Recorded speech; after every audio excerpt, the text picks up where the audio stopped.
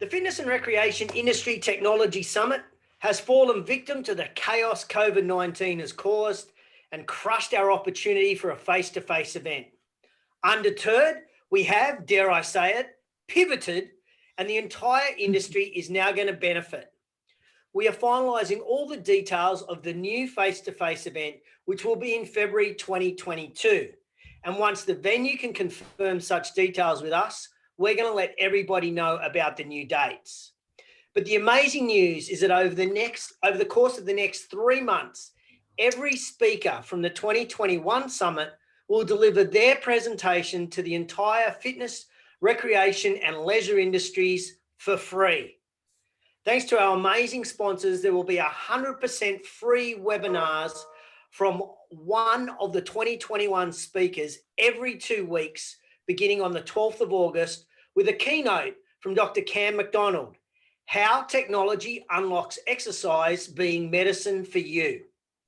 Business owners, managers and team members from all over the globe can join the webinars live or register for the recordings. Obviously, if you join live, you can ask questions and join in the conversation. So all the details for these free virtual summit will be on fitnessindustrytechsummit.com.au in the coming days. Of course, this means in February 2022, we will have a brand new program of speakers. We're already excited with whom we're speaking with and who have showed interest in presenting at the event, people from Google, Amazon, and Facebook. Stay tuned as we will release details in September of the 2022 face-to-face event. Now, one of our goals for this year's summit was for you to hear more from people just like you, owners of fitness businesses who are in the trenches every day using technology to acquire members and keep members. And today we have 4 incredible business owners. Each one of them have an amazing business and each one of them are innovators in their own right. In fact, I get exhausted watching from the sidelines watching what all 4 of these do. So you're in for an absolute treat this afternoon. And I'm excited to welcome Ben Lucas from Flow Athletic, Sean O'Shea from Performance PT, Troy Morgan from Willows Health and Fitness, and Adala Bolto from Azadi Training. Now, rather than me explain what your businesses are doing, why don't I hand it over to you guys to tell me about what your business is. Maybe you're going to have to break it down for the guys in Sydney to pre-COVID, COVID, post-COVID, COVID again. So Ben, tell us about Flow Athletic. Thanks, JT. Hello, everyone. So I guess Flow Athletic 2019 and Flow Athletic 2021 and a half are 2 different businesses. So what it looked like then, we were Group X. So we've got 4 Group X rooms, yoga, Pilates, spin, strength, and a HIIT room. So we had 1,000 odd members paying $50 a week. Plus we've got a PT studio as well. And we'll be doing around 400 sessions a week, 45-minute PT sessions. So pretty healthy standalone business. Then when the first lockdown hit, and again, I don't like word pivoted, but we did online, we did Facebook Lives. Then after that, we realized that there was kind of a future there. So we built our own online platform using the Uscreen platform called Flow TV. So now in the second lockdown, when we don't have Group X anymore, our business looks like, so Flow TV, we have 2,000 paying members on that internationally. We do corporate Zooms. We do 50 corporate online Zoom classes a week. We still have our paying members are still 60% are still paying their full membership. Plus we're doing as much, if not more PT than we've ever done. So the difference is being Flow TV and the corporate Zoom classes are the big things. And the PT is just as strong, just not in our beautiful studio. It's in a beautiful park instead. And Ben, is it true you're doing more PT sessions personally than you have in the last couple of years? Yeah, well, I mean, it's kind of not really my job anymore to do much face-to-face stuff, but I made a promise to my team. I've got like 35 odd staff that I will pay them their full wage, the full time we're in lockdown, until we either run out of money or things turn around. So I want to put my hand up for the team, and fortunately, a couple of people want to train with me. So I'm busy doing 45, 50 sessions a week at the moment. What am I going to do? Just sit at home at the moment? So I don't think my wife would want that. So it's better that I'm out earning some revenue for the business. And also I'm helping people's mental and physical health through one of the most challenging times of all of our lifetime. So I take solace in that as well. Thanks, Ben. I'm looking forward to hearing some of your thoughts today. Let's go to Sean. Sean, you are in Sydney as well, surrounded by the red zones. Tell us about Performance PT. Yeah, so I suppose same as Ben, like the way we operated pre-COVID to now is, well, it's COVID again, right? But pre-COVID initially to now, it did change a little bit. For us, though, the big thing was we didn't go down the route of implementing a full virtual. So to give you an idea of what we do, we're a personal training business primarily running one-on-one sessions. We do offer some group training. Pre-initial lockdown in COVID, that was a big part of our business. We, again, weird one, but we pivoted a little bit and we decided to step away a little bit from group training just to try and create a little bit more agility in the way that our business operated and our model, knowing that we could move a little bit more with our one-on-one training. The other thing with that as well is we just realized it was the target market that we wanted to serve, and we just got a better idea of who we wanted to work with. And that is, for the most part, busy mums and dads who are likely business owners, managers, or professionals that are quite time poor but have body transformation goals and want those kind of results. And that's who we've chosen to work with. We just found one-on-one and small group or semi-private training was the model for us. What changed with us pre-initially on COVID was essentially we just tried to build more, I wouldn't say virtual, but electronic offerings or online offerings into our face-to-face service. So we implemented programming software and things like that, just so if the moment came like now, where we couldn't serve those people face-to-face anymore, we had the tools in place to allow us to quickly switch and then move into an online platform. And that's kind of where we are now. And we're choosing to still continue to serve those guys in a one-on-one environment, just virtually now. And it's good to know that you're still getting leads. Is that your phone ringing in the background? Yeah, it was. I was waving, like, someone answer the phone, please. Someone, that's a lead. We need those leads at the moment. Yeah, who knows?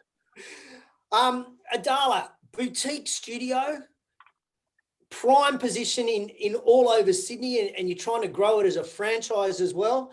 What's happened to your business over the last 18 months?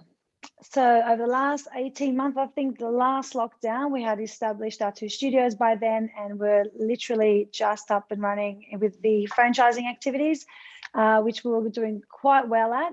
Last COVID lockdown, we put a little hold on the franchising activities and just focused on our 2 studios, our members, our team. We did what most people did. We went online. It was a good learning experience as to how we can take the Zadi brand online, what the response is. We decided, much like Sean, we stayed in our lane. We knew this was just a temporary thing we're doing to keep people engaged, maintain member base, keep people motivated, help them mentally. We are unique in the way we interact with our members. We're all about, our brand has a very specific vibe and attitude. So we wanted to just keep that community connected. And we did that. The goal was always to get back in studio, make sure we spent the time that we had as a head office trying to build a franchise model across the country, that we use that downtime to work on our franchising support, our processes. There's so much that goes into setting up the resources that we'll need to have to support franchisees. So it was an opportunistic time to spend on strategy. And the growth, obviously we changed, just the goalpost had to move. So what we looked at achieving by a certain time just moved a few months or a year away. And as soon as we opened up, we were back in the studio, excited that members wanted to come back. They missed the interaction. I guess when you take something away from someone, they value it more. So I always see that as an opportunity for us. Every time something like this happens, people appreciate us a lot more in the market and they want more of us. So we just need to keep them engaged, be patient and get back to it. So not much has changed, but then we got back to the franchising activities, secured many sites that are now looking for locations to open. We're still getting leads. We're selling more sites and securing them during lockdown, which has not been surprising, but I'm very pleased that that side of the business hasn't slowed down. We're doing virtual franchise tours, 2 or 3 a day, some weeks, similar to when we did face-to-face. Again, I'm finding people are more engaged when we're on Zoom. They're more focused on the content that I'm delivering with my team when they're looking at a business opportunity, and less when they're in the studio and distracted with all the action. And so we're just, learning from every tour and now making our online tours attractive enough, because I'm in the business of selling business. So that's what we've been doing. And yeah, just That's a good focusing summary. on that. Yeah, it's not easy. It's not easy at all, but I guess there's all the challenges. That's an obvious. I can talk about the challenges till tomorrow. I try and focus on, after the challenges, here we are, we're still going, and we're using whatever platforms that we can, like this, to jump on and talk about what we do, who we are, what our goal is, and put ourselves out there and help out. Awesome. Thank you, ma'am. And Troy, you're in Anastasia land up there in Queensland, and you're a big box club. Tell us about Willows. Yeah, Big Box Club. First of all, yeah, really feeling for all of you in New South Wales at the moment, and feeling very lucky to be able to continue to do what we do face to face. So yeah, really feeling for all of you. We are a big box gym. Physical space was an old squash and fitness centre, which we took over 14 years ago. And we also incorporate a 500 square allied health practice into that. They're separate businesses and tenants with speech therapists, physios, OTs, dietitians, psychologists, etc. And our big box, so we're really starting to incorporate studios within that experience. So yoga studios, women's areas, cycle studio, and our big group fitness studio as well. We've been on a journey around creating an ecosystem with the physical space, even pre-COVID. COVID certainly accelerated that experience, and really looking at how we can create an ecosystem that allows our members to become wellbeing, to become part of their everydays, and we're part of that experience. So the ability to have a membership platform that allows people to learn, to do their classes at home, on their app, on their televisions, casting, etc. But also every 30 days we have a wellbeing campaign where we really focus on physical, social, emotional, career and financial, and connect that to the face-to-face services that we run as well. We also have 3 virtual studios within the Big Box Gym, and we partner with Wellness Solutions and Les Mills for that content that flows through. So we have a mind body studio, we have the big group fitness studio, and we also have our cycle studio where we still run our face-to-face classes, but we also timetable virtual experiences, but people can walk in whenever they want to do on demand as well. So really connecting our physical spaces in the world of virtual and also the world of online learning, and also syncing wearables into that. So looking to really become part of our members every day. And as we collect that data, also making value for them from that data that flows through around suggestions on classes, education, etc. While you're explaining that, Troy, I was watching Ben. I think he was going to jump down the Zoom camera and strangle you as you started to brag about having people in a group fitness room, because that obviously doesn't happen. And ladies and gentlemen, today we're here to talk about technology and how these guys all use technology. But I think it would be remiss of me not to bring up for Ben, Sean and Adala what's happening in Sydney currently. And so let's go to Ben first. Mate, did you ever expect to go back into lockdown? And then this time round, what has surprised you? No, I didn't think we'd go back down in lockdown. 6 months ago, Australia was the best place in the world to live. Everyone would brag, how good is Australia? How good is Sydney? How good is Bondi? Yada, yada bullshit. And now, you know, I've got friends in New York that are living it up, friends in LA that are living it up, and we are locked down. So there you go. But what a surprise. Look, being a technology sub, so what surprised me, RE Tech, is just the demand for our corporate online fitness services. That the first lockdown really wasn't there. I'm getting cold calls. They're calling me to jump on to get probably a couple a day from, you know, serious companies that want to do online fitness for their company now, when they really weren't interested first time round. So I think they're kind of taking the online fitness a bit more seriously now. That's a great insight. Sean, what about for you? Did you expect to go into lockdown again? Nah, well, I'm like Ben. Like I didn't. I don't know. It's almost like I sort of forgot about it a little bit. It was like a bad dream. But you know, here we are. I think we were a little bit more prepared this time, not because I was ready for it or expecting it, but just simply because, you know, you spend time going, oh, if I didn't have my time again, I'd do this or I'd do that or I'd change this and that. So there was a bit more preparation, if that's, you know, what we call it, involved.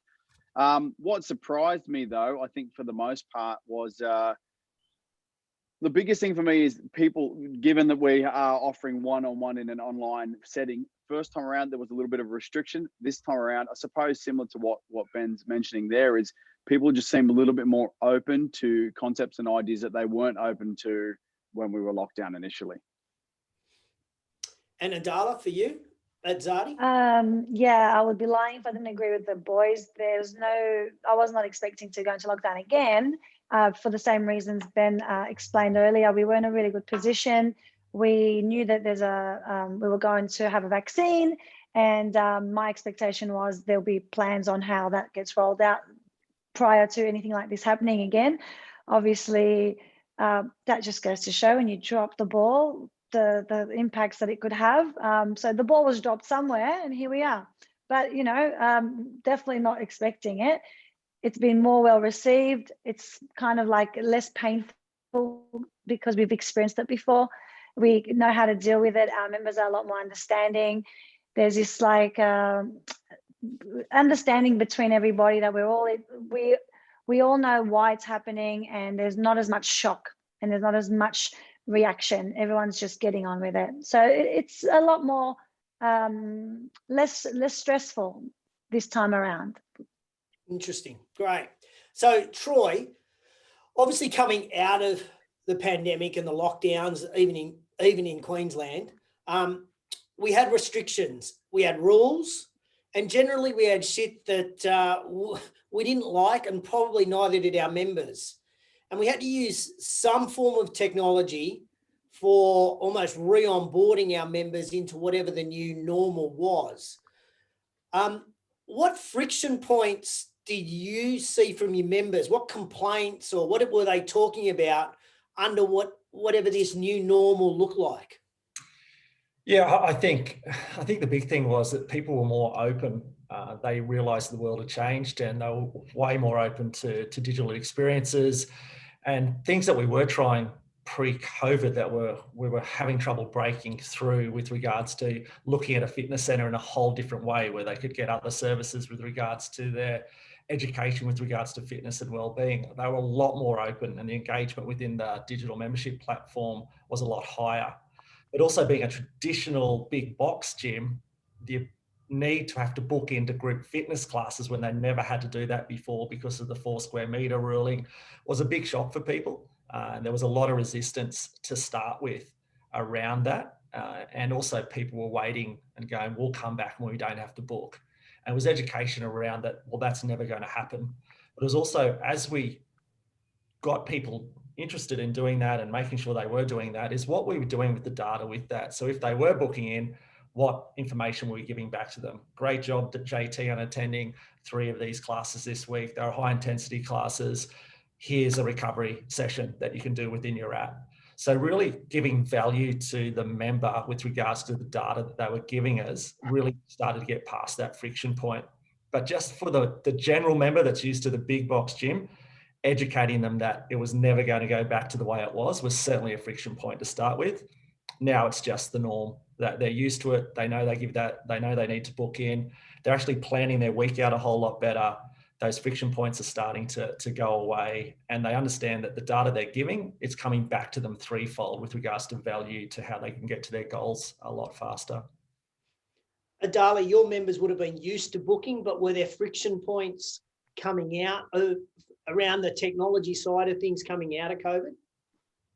Yeah, it's a good point you made. And listening to Troy, I'm thinking of, is there any similar experiences that we had? And not really, because our business models, we're quite a young company, and technology was always a very big part of how we did things. We tried to create systems that are both for running the business, mainly using dashboards and things that are a lot easier to access. And then for the member experience, it is very much a self-serve, where they find us online, they engage with our brand, and they book themselves in. Even as a brand new member, there's not that old sit down and have the long chat. We do eventually get to know our member, of course, but the initial stage, it was always very much a self-serve process. And so not much changed. The language, the communication had to be edited, maybe we use different platforms. We maybe changed the way we did things in the studio just slightly, but we were already booking on an app, checking out, automated check-ins were already in place. Our model was built around 20 max in a session anyway. So the capacity, that limitation didn't affect our business. We were business as usual. We just had to do the social distancing part. Some friction points are always going to come up, because whilst most of our members embrace technology and love our brand because it's an easy self-serve, it's convenient, it's flexible, we always have people that still need it communicated better. So we try to make sure that the new customer doesn't know the old normal. Whatever we give them is the normal. It was just the current members. We looked at what's changed and how do we communicate, prepare them, and made sure our people know how to use it and are fluent in it. So when questions arise and concerns, we can help them. But yeah, we're very lucky in that way that it wasn't a massive shift. It was just fine tuning. I love that the statement that you made there, which was, for new members, it is normal. That's great. Yeah. And Ben, I guess at Flow, you almost had a combination of Troy and Adala's businesses. How did your members cope with the tech changes? Yeah, so look, our business is kind of built for, 30s, 40s, but we have, people in their 50s and 60s in our business that may not have used the tech as much. So we're kind of across 3 platforms at Flow. So we still do things through Facebook groups, Facebook live streams. We do some things through Zoom, and we use some things through Flow TV, which is on the Uscreen platform. So it is just educating our different members on how to use each of those platforms, which once you get the hang of are all pretty easy. Yeah, it's interesting you say that. Like, they're not that difficult. It's almost just the conversation starter. People put a barrier up, and then once they get in and try, it's not difficult, is it? 100%. Or, some clients might say, like currently we're doing a 28-day lockdown challenge starting Monday, which we've already got 200 clients signed up for. It's a free thing. It's just for engagement. But I might have a client might say, oh, well, I'm not on Facebook. I'm like, okay, cool. Takes you 5 minutes to join up. Away you go. They've got like something against being on Facebook. I'm like, well, it's just a platform that we're using to relay information to you. So you can do that, or you can not do the challenge. It's up to you, so. Yeah, that's really good. Sean, what about for you being a PT business? I know you're the Australian poster boy for Trainer Eyes because you love that product so much, but what else did you use? Well, like the initial lockdown, we used it, and to be honest, we had a little bit of a friction around the use of Zoom, but like I'm talking March last year, simply because people, for the most part, they were on it all day long. Or they were never on it at all, like first time they've ever accessed it. And it was, kind of like Ben mentioned with Facebook, I don't use that, and you had to kind of educate that. But for most of our clients, because they were on it for schooling, for social events with their friends and work, of course, and now we're like, and we'll jump on that for training. It was difficult for them to want to get back on, but also for us to try and explain how we can give them their money's worth on that platform. This time around, we're not doing those workouts this time around. We have just a different platform and we're doing things a slightly different way. But we have found it much easier. There's been less friction to use those products. The other thing we do use a lot, but this goes the same for our face-to-face, is MyZone. We use MyZone and as a wearable, as an engagement tool, for challenges and whatever we can to keep people moving. And I found that's been a great addition for us, not only just last lockdown, but definitely this one as well. John, I got a double barreler for you. Give us your best success that you've done since March last year to now, and then give me something that just proves you're human and that didn't work that you thought might have. So one success with those products, with those virtual offerings? Anything you like, something in the business that really popped. So on top of the tech, actually, I'll give you a failure. I think a failure for me was jumping straight into different technologies without really knowing if the product was going to stand up. So, we would try like a challenge, for example, and we signed up to a platform using that to deliver the challenge, and it just completely fell over. And I felt like I was talking to myself because my challenge wasn't solid. So throwing tech onto something and hoping that was going to become a winner for me was easily my biggest failure. And I can honestly say that we've learned from that, and we look a little bit harder.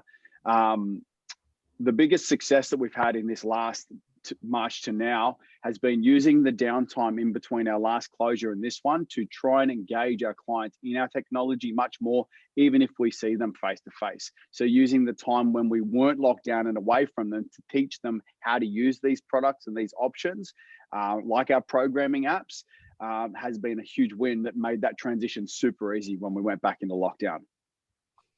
Thank you. Thanks for being honest. Ben, same question for you. Greatest success or greatest failure over the last 18 months or so?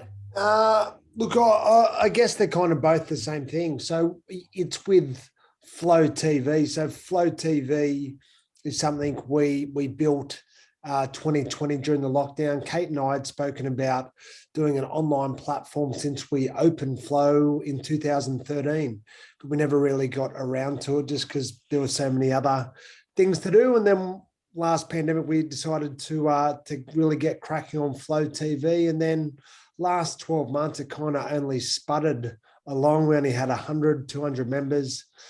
But we stuck with it. And then the last fortnight, we put another 1,800 on.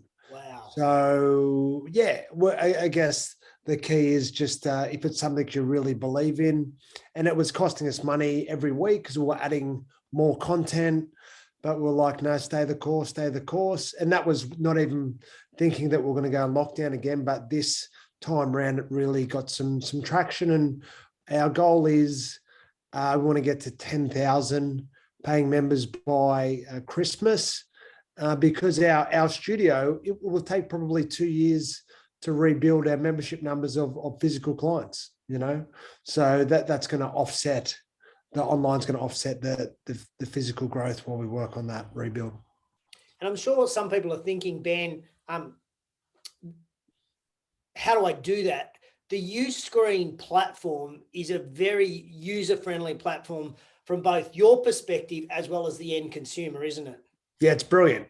So it's similar to, like, say, a YouTube type platform where you upload your video content.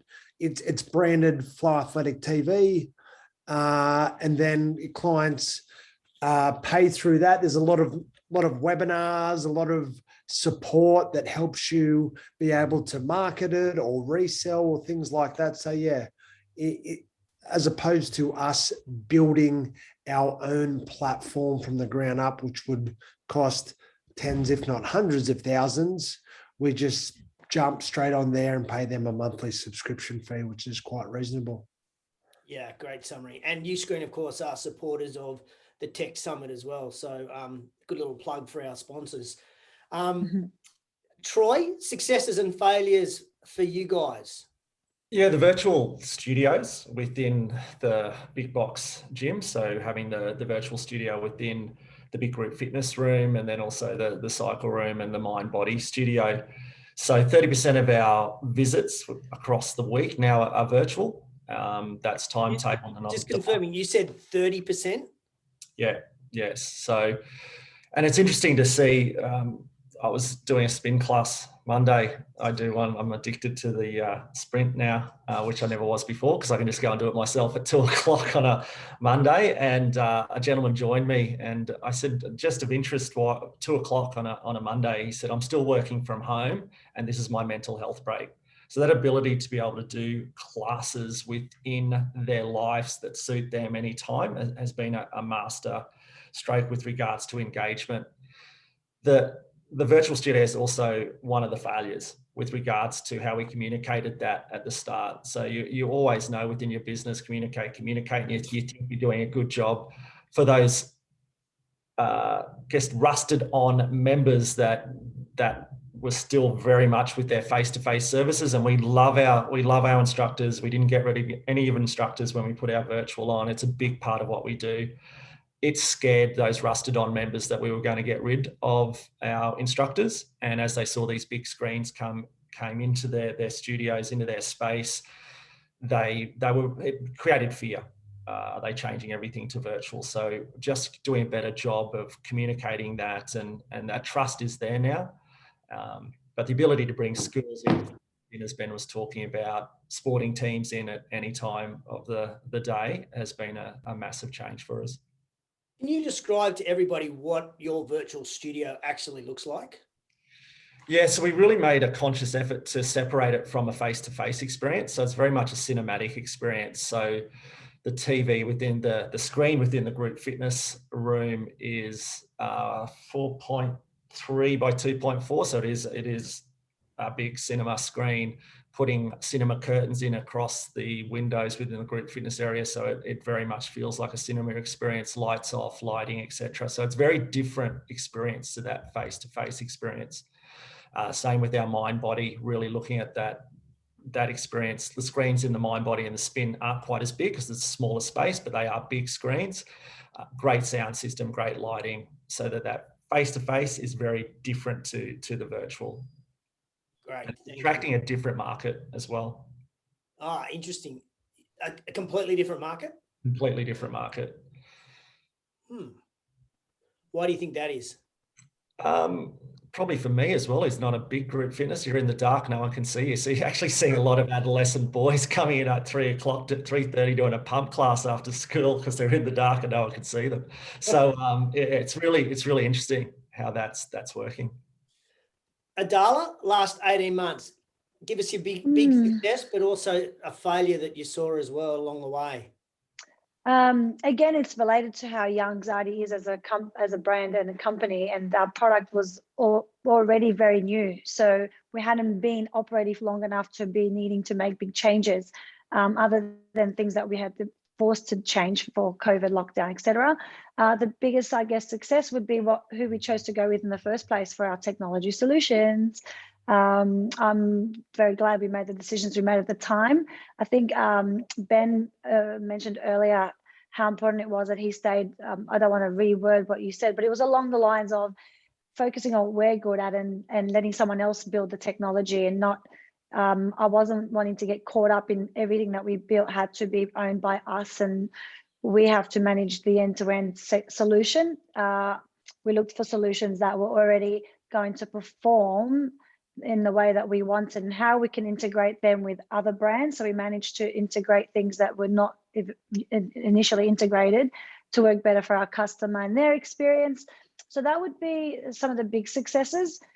Focusing on our core business, which is an amazing member experience for our demographic, and focusing on the business growth as a franchise, and not getting too caught up in building technology, just making the technology that exists work for us and bespoke for us. Some failures were around when we tried to do the virtual live stuff. There was a period where we believed that this would be huge for us, and perhaps we need to build a very comprehensive online delivery of our workouts, I think we would have failed. We would have failed if we went down that path. We didn't. However, my vision for where we would go one day is we have what we do best is our unique brand and how we deliver our service. So we would love to collaborate and jump on board an existing platform that already streams, and we sort of bring the workouts and the people and the experience, but through their platform rather than building our own. So once there's a fitness Netflix out there, we want to be on there. But until then, we won't be looking at building anything. How hard is it, Adala, to drive a business? If we go back 4 weeks ago and we're thinking second half of last year and the first few months of this year, how hard is it for you as a business owner to grow both a virtual business as well as the bricks and mortar come in and work out? Was that challenging? Well, we didn't try and grow the virtual. It was a decision I had to make. Where do we invest our time and money? We have a product that we have so many leads and people wanting to open their own business. I'm very passionate about franchising, being an ex-franchisee myself. And I had to stay true to that goal, knowing it's very achievable for us to open Azadi across the country and abroad. So sometimes you have to make tough decisions and invest time and energy where it matters. It doesn't mean we're not interested and we don't want to be in that space. But I think to be in that space, we need to grow our community first. And the way to grow our community is through the bricks and mortar studios across the country. We build an audience that will then take on anything that we try to do in the digital space. So we're making sure we're across it. We've got our options open, and we are focusing still on the franchise. It would be very difficult to try and do both. And I think, some companies that are a lot older, not in that startup phase that we are, can do both in parallel. And I obviously came to the realization that would be quite ambitious. As much as I talk about the getting shit done, there's only so much shit you can get done at the same time. That is so true. Ben, same sort of question to you. I mean, big goals for Flow TV by the end of the year. But if we go back, is it difficult to run a bricks and mortar business as well as trying to drive that virtual side as well? For us, not really. We've got a great staff. We've got really good people. So I think the difference with one of our brand, we've got some people like Kate Kendall, Australia's number one yoga teacher. We've got me, I'm a punter, but I'm okay. A few people like that. I think the clients like our authenticity. So that comes through in our online product as well. And with a lot of our clients are high up in the corporate world. So that's kind of we haven't really had to push it that hard. We get quite a few referrals for the corporate world, and then that just kind of grows from there. So our main focus has just been growing our core business, and the online business has really just grown as a life of its own because we work on doing such a great job in the gym. And we get some media around that. We get some opportunities arise from there. You must seriously have been floored over the last couple of weeks to see 1,800 new people jump on Flow TV. Yeah. Look, again, we always had belief in the product, and we knew that was going to grow in fits and spurts, but we just didn't realize that spurt would be so big at the one time. And then the more it grows because other businesses hear about it and they get FOMO that they're not on it. And it's quite a reasonable price point, and then it just grows from there. Yeah. So like I said, we're pretty firm on the target on 10,000 by Christmas. Yeah. So yeah, we're just, and it's good. Like I said, we're going to keep our team fully paid no matter what, and that's going to help offset that. Congratulations on that success. Troy, you talked about different markets. So again, big box club, there are people watching today that are running a gym. They pivoted to this digital thing 3 months ago, or even now, even in Sydney. And then they've got to go back to the bricks and mortar. how hard is it? How did you manage that process? I think it's understanding that we all talk about digital disruption within the industry, and what does digital disruption actually mean. So really being clear for your business what that means, and how can you use digital to unlock all the great things within the services you're already offering, so you can really start to personalize those offerings to the members. As fitness businesses, we collect so much data. How are we using that data to personalize the experience? How are we using digital to enhance that? And when we talk about disruption, unfortunately, our members are already there. So it's not disruption for them, it's the norm. This is how they engage with the world. And it's our fitness businesses playing that catch up at times to get into that norm. And we need to be part of the members' norm, the client's norm, so that we are part of their life every day, so that we really are able to enhance their experience, whether it's in our bricks and mortar business or enhance their experience in their everyday with regards to their well-being. So I think it's taking a step back, because we were rushed through things and things changed very quickly for our fitness businesses. Really going back to that core why of why you started in the first place, and making sure that you're not just jumping at digital solutions because it's the thing to do at the moment. Does it fit with where you want to take the business? Are you able to actually integrate that into your current services? Do you have the data to be able to actually unlock the power of that digital platform that you're going to bring into the business? So it's exactly the same as our face-to-face planning. And I think at times, I think Sean really made a good point that we jump at things at different times with regards to digital offerings, really making sure that it's part of what our core offering is and how do we enhance that experience. Sean, I want to go to you now, because you're a PT business. Much better than just a PT business, but I'm going to categorize you as a PT business. And what I've seen in the last 18 months is more online personal trainers. They've reproduced faster than rabbits. They are everywhere. Now, I'm not saying how good or bad they are, but they're everywhere. How hard is it to drive when you've got a bricks and mortar facility, as well as, can you do online training as well? Or is it just too hard and you should just stay in your lane? Well, for us, we opted quite early on to just kind of know what our target market was interested in and what would be most suitable for them. Now, there's tons of online personal trainers available now. For us, online sits as a bit more of a backup plan. I think I said it a moment ago, it's like an agility piece. You know, we've built into our service the ability with essentially a switch to say, oh, you know, all right, JT, I realize you can't make it in because work's busy or COVID hits or whatever. Just hit go on your app at this time and I'll meet you in your lounge room. We'll do your session. So for us, it just gives us the ability to do that, which helps us from a retention piece.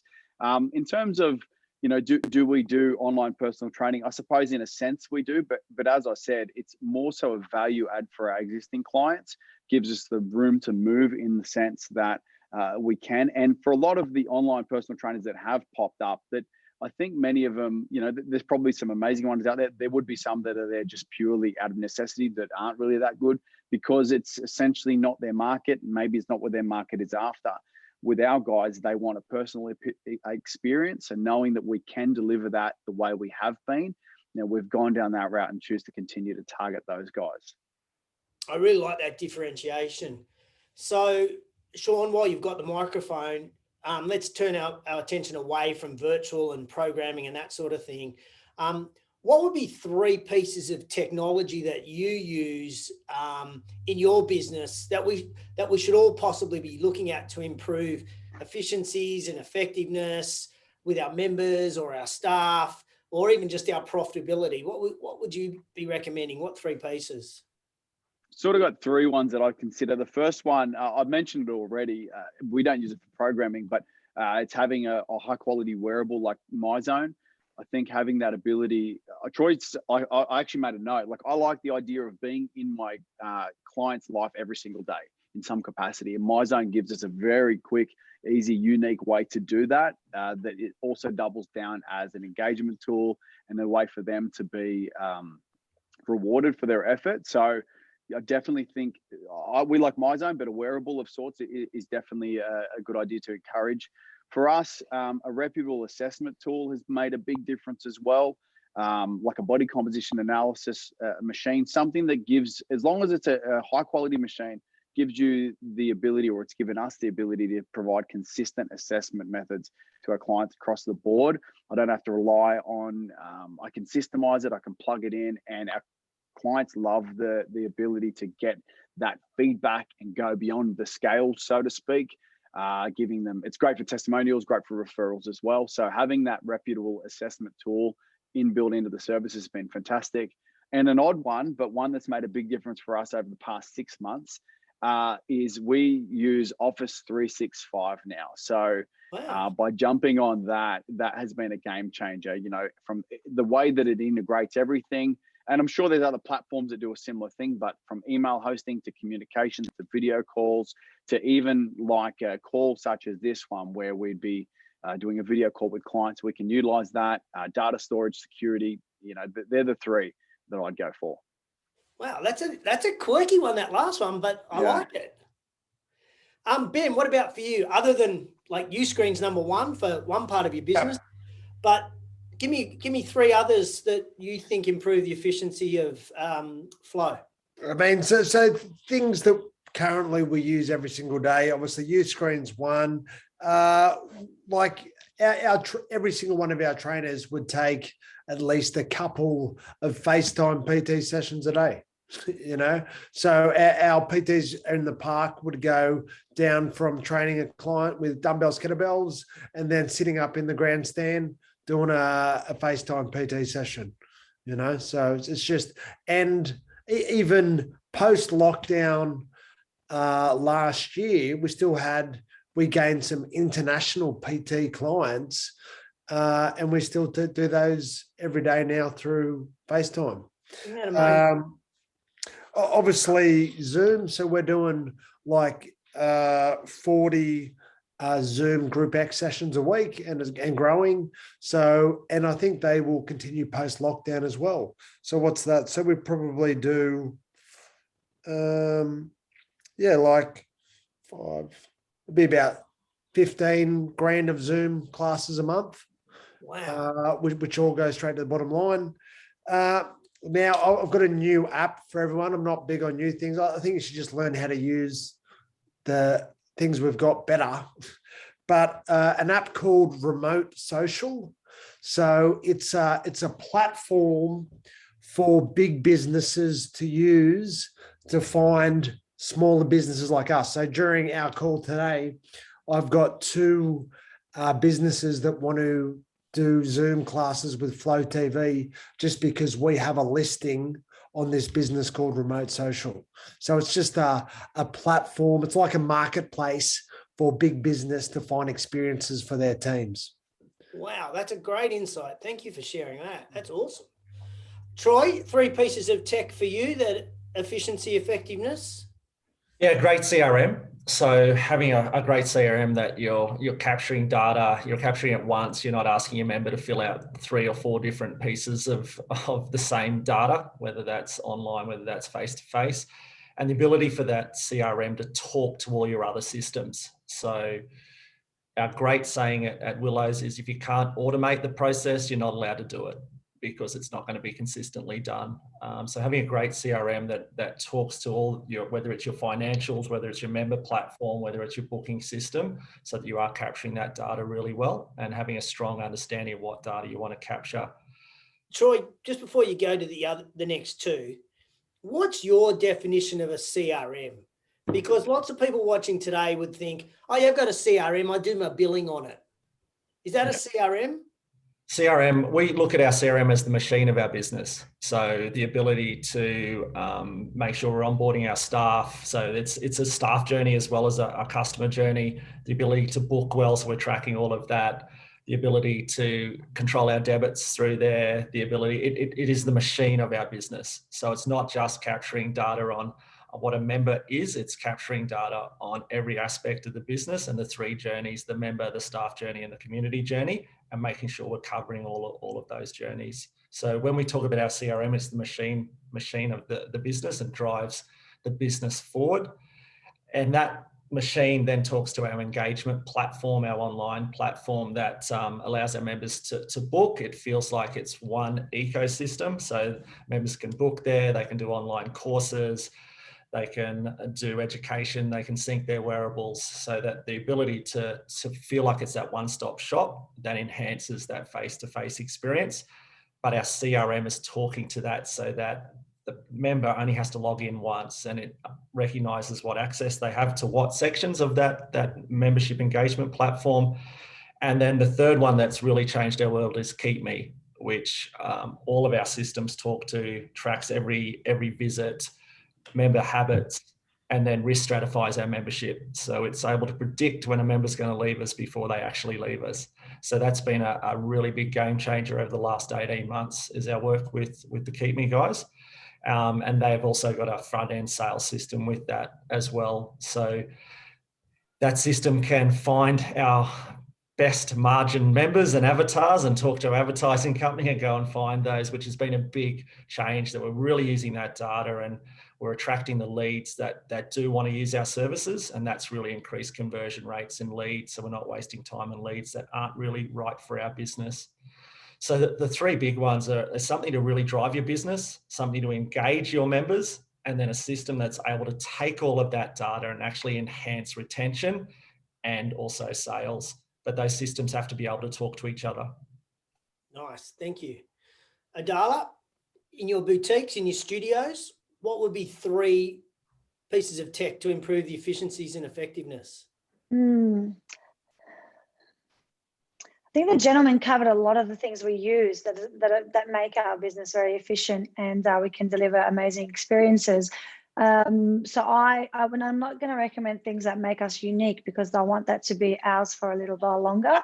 But CRM, of course,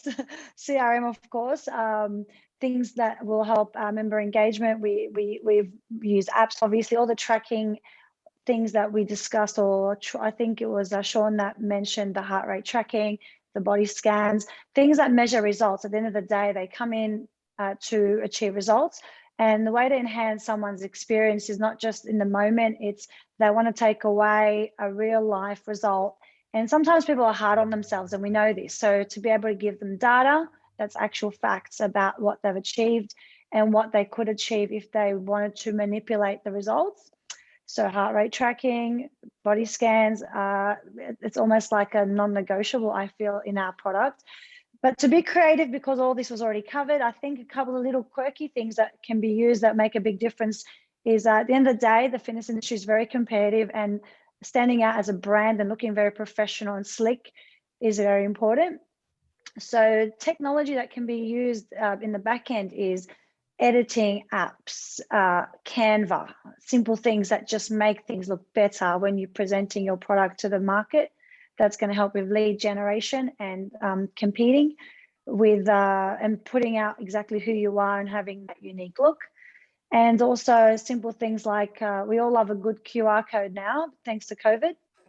So anything that could automate processes within the business using QR codes, because everyone in the country knows how to use them now, whereas before COVID, QR codes were very popular in use in delivering products and purchasing in other countries. And in Australia, it was kind of like I don't know, my teenage daughters knew what they were, but not everybody else did.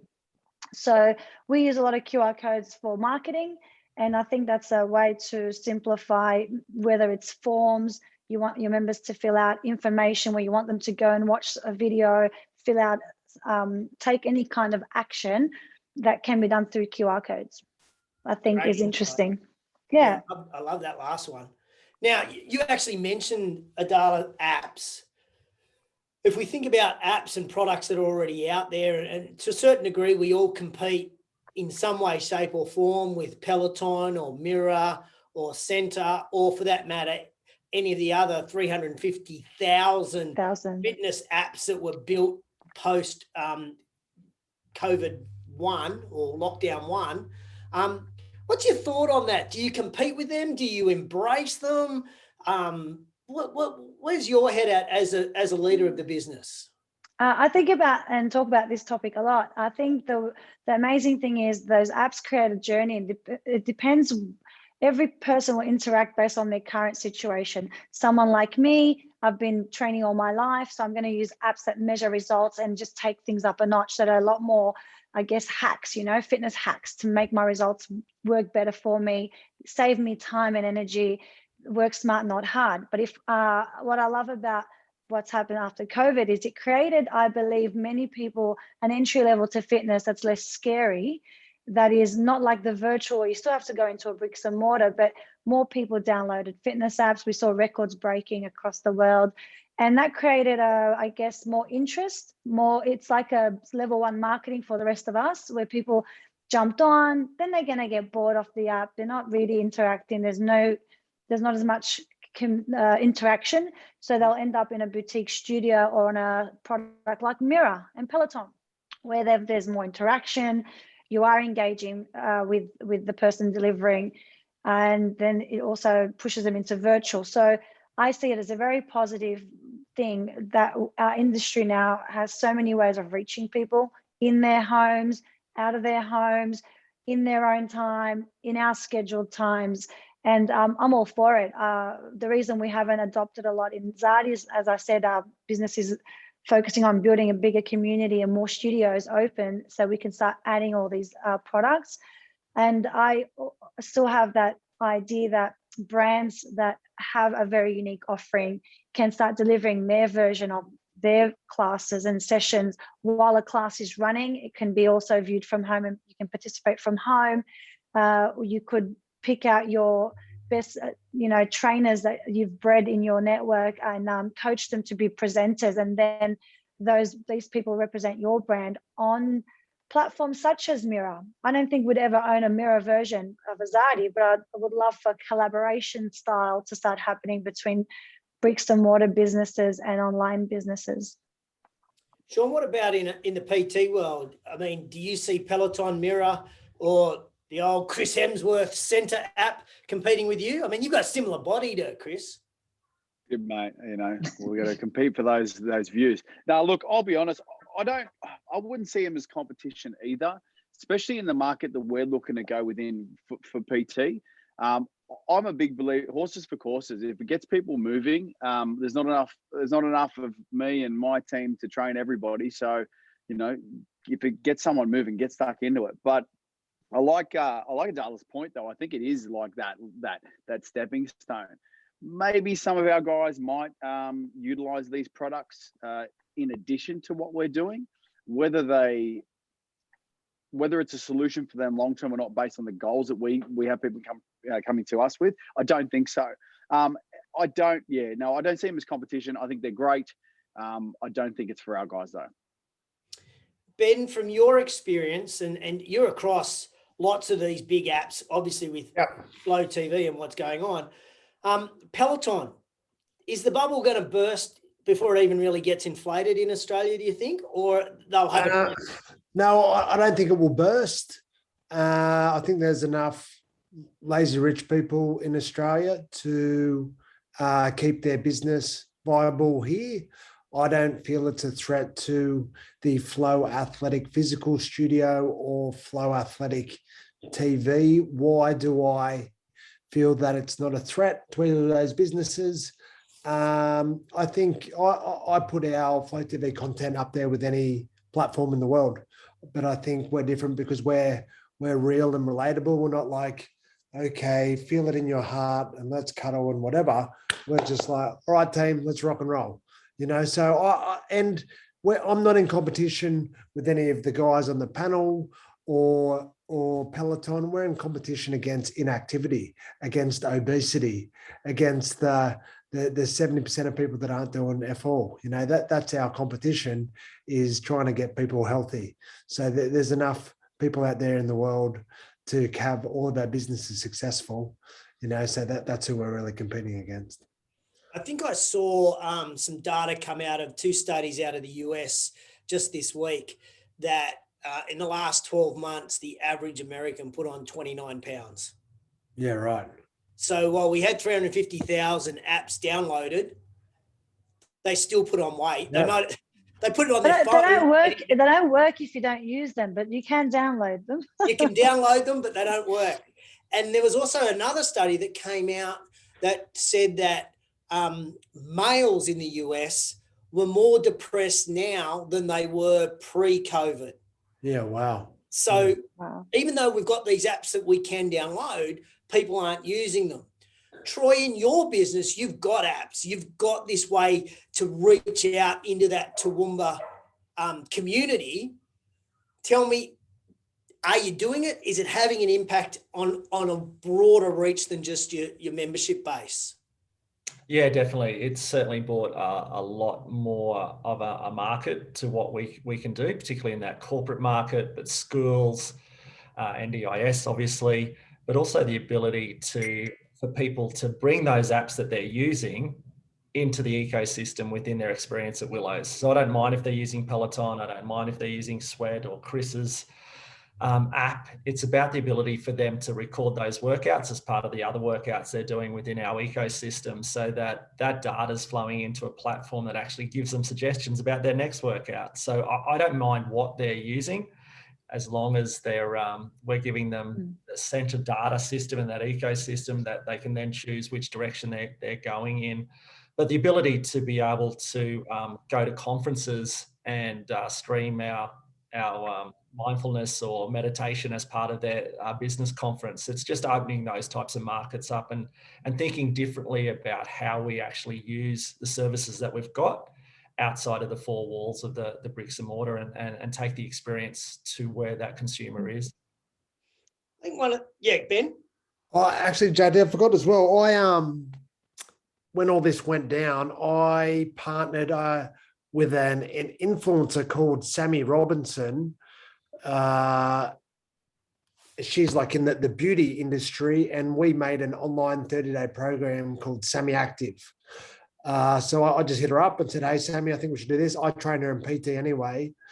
And so our target market is girls, say 15 to 24, all over the world. So not my key demographic, but more so hers. And we did 200K of revenue in 12 months at about 80% profit. So that just came from an idea I had partnering with someone. So and that's obviously not my key demo, but all of us there, if we just open up our eyes. That's a great insight. You're right. There's opportunity out there because there's so many people that need health, fitness, wellness, whatever definition you want to give. And look, I'm so grateful for everybody's time today. There's been some real golden nuggets.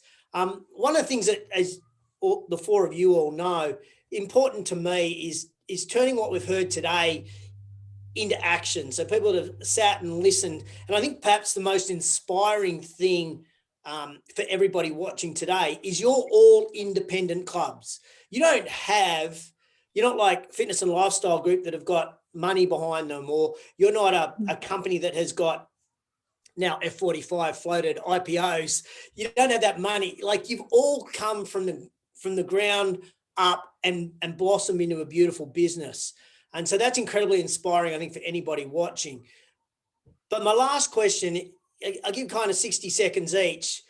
What would be the very first action after watching this panel today that you would recommend to a business owner around technology? What would be their very first action that they should do?